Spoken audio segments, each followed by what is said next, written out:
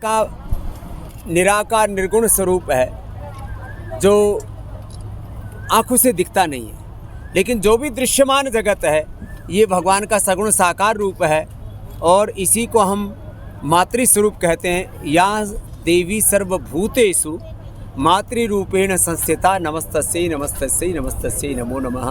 तो जो माँ हमें 9 महीने तक अपने गर्भ में, अपने कोख में, अपने खून से, अपने प्रेम करुणा वात्सल्य से सींचती है, कोई स्त्री हो या पुरुष हो, सब माँ की गर्भ से होकर के गुजरते हैं। और पुरुषों का पुरुषत्व और माताओं का मातृत्व वो मातृशक्ति से है। माताओं के प्रति हमारी श्रद्धामयी दृष्टि हो, उनके प्रति गौरव की दृष्टि हो, आदर की सम्मान की दृष्टि हो और उनका सशक्तिकरण, उनका स्वाभिमान, उनका चारों तरफ गौरव बढ़े, इस भाव चेतना के साथ हम महिला पतंजलि योग समिति में लगभग 50 लाख बहनें पूरे देश में जो सेवा देती हैं, उनके प्रतीकात्मक रूप से आज ये सम्मेलन यहाँ कोल्हापुर में किया और कन्याओं के पूजन के साथ इसलिए किया। हम माँ को पूज्य मानते हैं। यत्र नार्यस्तु पूज्यन्ते रमन्ते तत्र देवता, हमारा विश्वास है।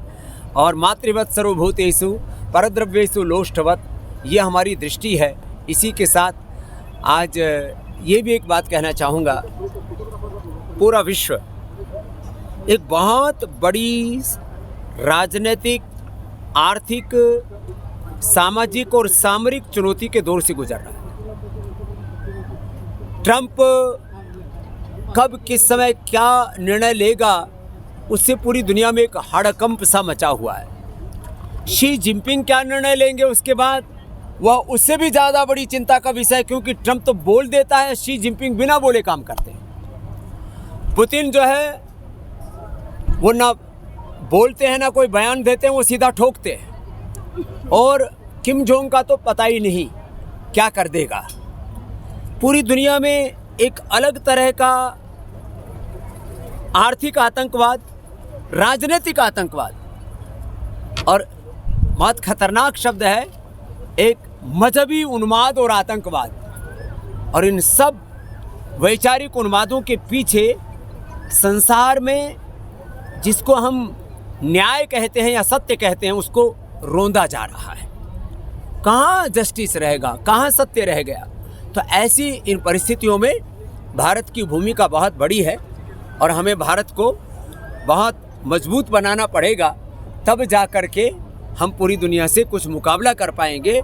इसलिए हम कहते हैं एक एक भारतीय को अपने अपने हिस्से की जिम्मेदारी लेकर के भारत को सशक्त बनाना है। पहले कोल्हापुर पर कैपिटा इनकम में पूरे देश में नंबर 1 था सिंह साहब, आज दूसरे नंबर पर है। कोल्हापुर की तरह पूरे देश के 2-2 हाथ सृजन में लग जाएं तो भारत विश्व की आर्थिक, राजनीतिक, सामरिक महाशक्ति बन जाएगा। और भारत शक्तिशाली बनेगा तब पूरी दुनिया में न्याय की, सत्य की प्रतिष्ठा होगी। भारत किसी को डोमिनेट करने में विश्वास नहीं रखता। तो ऐसी परिस्थितियों में हम 145-50 करोड़ के करीब हम हो चुके हैं।